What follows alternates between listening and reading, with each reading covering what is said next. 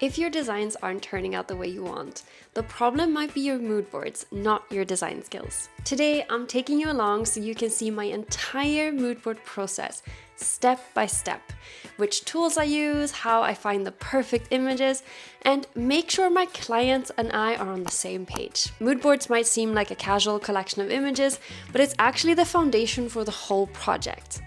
When we get it right, we save a ton of time because we can skip all those revisions. Plus, our clients will feel a lot more secure in the project and trust your design skills more. Step 1 is to decide how many mood boards you're creating. I like having 2 or 3, but I know lots of creatives who prefer to just create 1. So what should you choose? Here are the pros and cons. So since it's an early stage, having a few options means that you can explore different directions. And you might be able to push your client a little bit out of their comfort zone once they see a safer and more creative option. Of course, the con can be that clients are torn between 2. And if you're only designing one concept, it can feel a little bit hard to pull from all these different things that the client like. If that's the case, give them some time to think and then ask them to pick one mood board to move forward with. We also want to decide what overall feeling and concept the mood board should actually have. So this is an easy step to skip because we just want to start finding lots of images and see kind of what we get inspired by. But having an overarching idea, it will keep you really focused, and it's also more likely that you actually base the mood board on the discovery that you had with the client earlier. Before looking for images, write a quick list of the type of deliverables in the project. So for example, if you create a brand, you might want to find examples of logos, of illustrations, social media posts, and maybe brand patterns. If you like, you can even make a rough wireframe for where each of these different types of deliverables should go in your mood board. This is especially helpful if you create multiple mood boards, because you're keeping that same layout, which means that you can compare them much easier. Finally, we can start looking for images to add in, and you will need a lot more than you actually end up using. In my experience, you can find lots of amazing examples that you love, but once you start adding them together, they might not all create that same feeling. So that's why we like having lots of extra to pull from. And also being okay with cutting a great image if it doesn't just add that overall feeling that you're after. This is such an important editing skill. To make your life easier, there are a couple of tricks that you can use.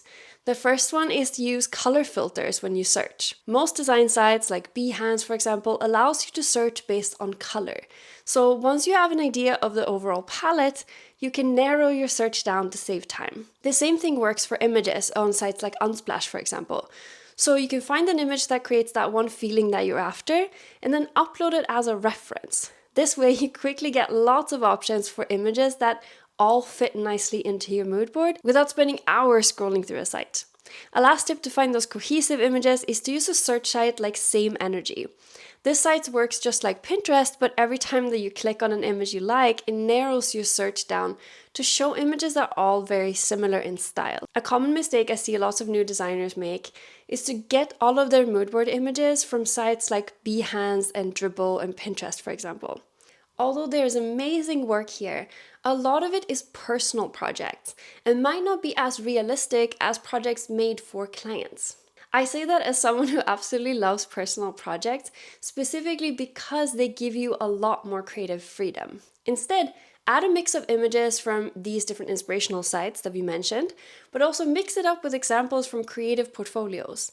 This way you get a lot of applied design, like for example showing what the brand looks like on a website or a merchandise piece, for example.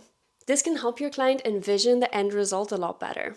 And plus, it's a great way to keep up with kind of design trends and inspiration for what you could do on your own portfolio. If you find images that you love overall, but you feel like some of the details are not a great match, save them anyway. We're gonna fix them once we start putting it all together. As you go, just dump all your images into your design program so you have everything in one place. I'm using Kittl today, who are kindly sponsoring this video, so I can just copy the image I like and paste it right into my Kittl artboard. Kittl is a browser-based design program, which means that you don't need to install or save anything onto your computer. And it allows you to create vector artwork with so many helpful tools and assets already set up for you. For example, if you want to add in more real-life applications, like let's say merchandise into the mood board, I can just add an image that I found and then create and customize a mock-up straight in there to fit perfectly into my mood board. They have also added a lot of really helpful AI tools that let you work faster and smarter with the designs you're already creating. Think prompts to tweak your designs or create mock-ups tailored to the client's projects. Kittl also has a huge library of illustrations, images, and even textures. So if you feel like something is missing from your mood board, you can find lots of options to complete the design. If you also want to try out Kittl, they are now running a limited Black Friday offer. So if you use our code BF2025, you get 25% off annual plans and unlock the full power of their AI and Pro Tools. Once you have all your images added in, start placing them on the artboard and feel out the balance. The goal is to have something that almost feels like one cohesive design rather than a busy collection of images. I have found that the best way to get there is to remove any backgrounds that clash with the overall feeling and have a few bigger elements complemented with a few smaller ones. This is very much an editing process, so don't be afraid to take a step back and come back to the mood board in your design with fresh eyes. Next up, make sure you have all those applications and deliverables represented. If you have more than one of each, make sure that they match in every aspect. So for example, I don't want to have a very scripted logo and a very minimalist one.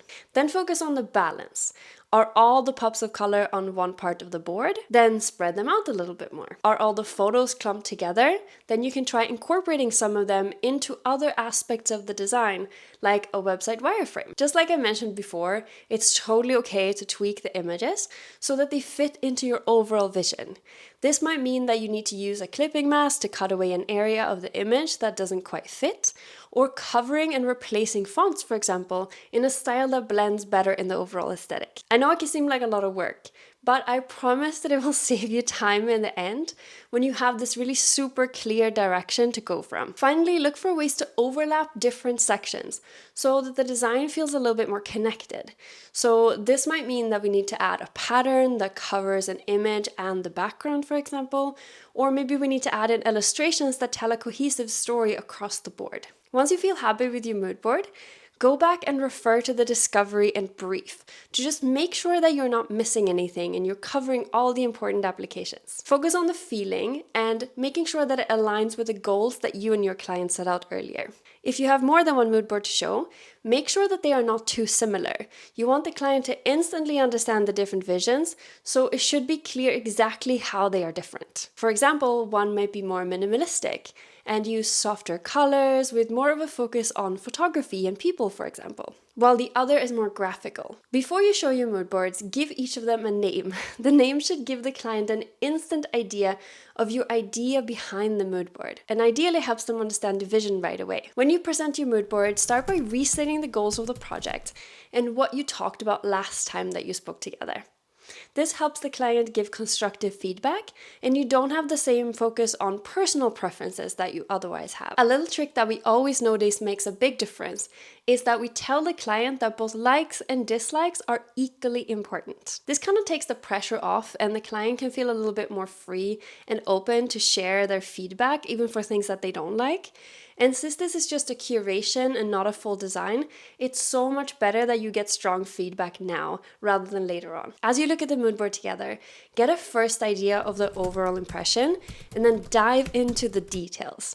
If a client really loves the mood board, make sure you ask why they liked specific things. For example, I've been in a mood board meeting where the client said that they absolutely loved mood board number 1 and a few things from option 2.